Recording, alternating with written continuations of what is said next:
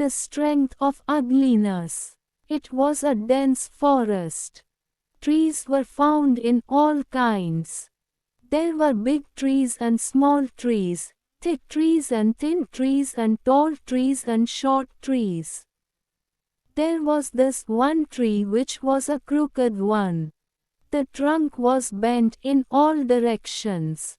It was a bit funny to look at. The crooked tree turned around and had a look at all other trees. They were all very upright. They were standing straight. See how ugly I am. I am good for nothing. All these fellow trees are straight and beautiful. I am not even one bit amicable. It lamented. There came a heavy thunderstorm. It started raining heavily. Strong winds started blowing.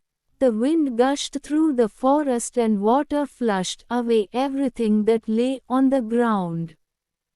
The soil all over was eroded. Trees fell one by one. First the thin ones fell, then small ones. Not only that, while the huge ones fell, they cut off the nearby trees also. So there were trees lying all over the place. All this time Crooked Tree shut its eyes and braced firmly, biting its roots firm in the ground. Slowly the storm subdued and there was silence. The Crooked Tree opened its eyes and alas, the whole place was a graveyard. All the beautiful trees were dead now. This Crooked Tree was one among the few survivors. Now this Crooked Tree understood the meaning of real strength. The selfish crows. Once upon a time, there was a very big forest. There on a huge banyan tree lived many crows. They were selfish and arrogant. They always quarreled with other birds. This behavior irritated other birds. They had no friends, as no one liked them. When the rainy season came, dark clouds gathered in the sky. A small miner was returning to her nest. When she was passing by the banyan tree, it started raining. I will stay here for a while until it stops raining, thought the little miner. And I took rest on the banyan tree for a while. The selfish crows saw her perching on the tree. One of them shouted, "Get off the tree. This tree belongs to us." The miner humbly pleaded, "The weather is bad and my nest is far off from this forest. Please let me take a rest for a while on this tree, brother. As soon as it stops raining, I will return to my nest. Leave this banyan tree at once, or we will peck you," said the other crows. The merciless tendency of the selfish crows scared the miner. The miner found no other way except to fly off. Then immediately the miner flew off to a nearby tree, where luckily she found a hollow in a broken branch. She took her shelter there. Shortly after, the rain became heavy followed by thunderstorm. The wind was in high speed. Even the leaves and branches were not enough to give shelter to the crows. Many of the branches of many trees in which the crows had taken shelter were damaged and hurt by the hailstones. But the miner was safe inside the hollow place in the tree. One of the crows said, "Look at the miner. How comfortable she is. Let us go there." Another crow said, "I do not think she will let us share the hollow. We did not have sympathy for her when she was in need of this tree." Then another crow said, "We should not have been so rude. We forgot that we may need help someday. Suddenly the miner called out, "Come, my friends, come to this hollow, or you will get hurt. The rain is not going to stop soon. It seems that it may rain for a long time." The crows flew down to the hollow. They thanked the miner. "We are sorry for having unkind, dear friend. Now we will never be so selfish." Then the crows took shelter in the hollow place of the tree in which the miner had taken her shelter. After some time, it stopped raining. All the birds flew to their respective nests happily as new friends. The Prince and the Snake. The kingdom of Vijaygarh had a wise and kind king. People were happy, but the king himself was sad and worried. A devilish snake had entered his son's body. Neither medicine nor magic worked to cure his son. When the prince grew up, he thought, "It is because of me that my father worried." And one day, he left the palace. Wandering, he came to another kingdom. He found a desolate temple and started living there.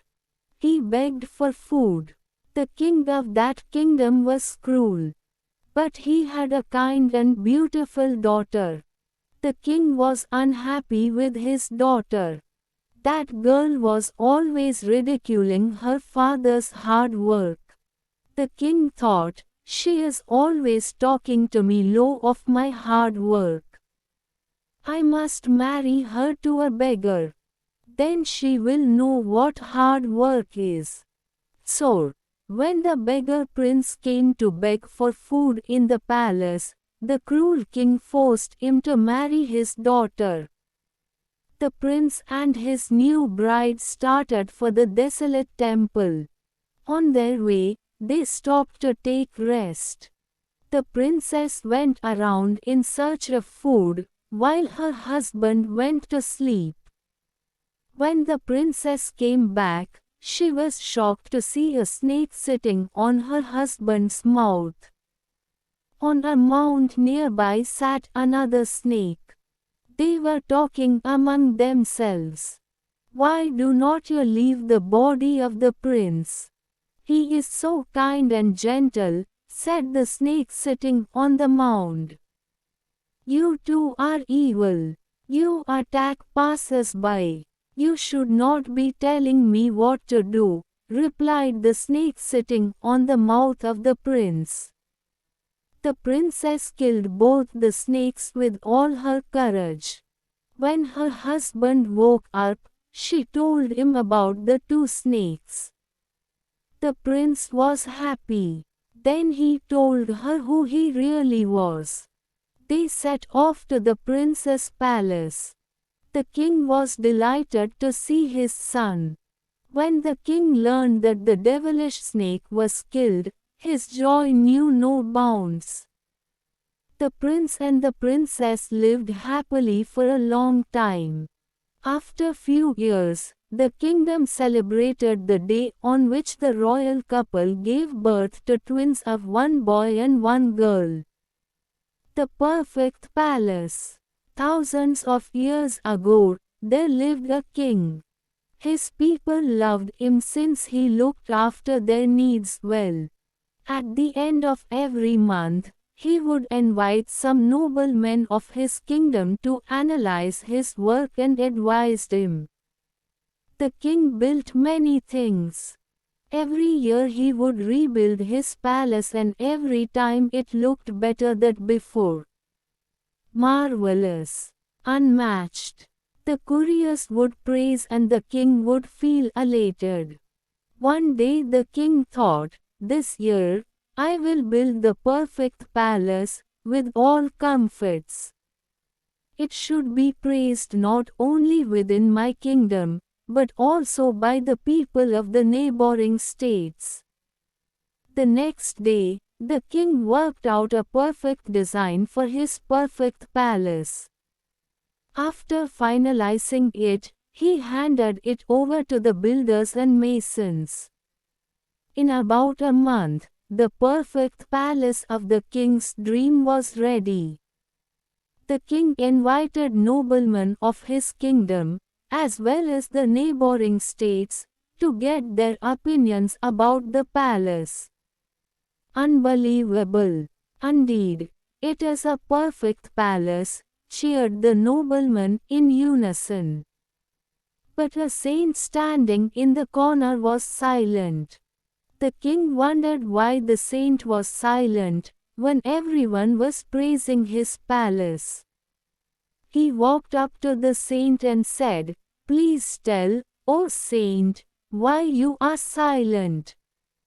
Is not my palace perfect?"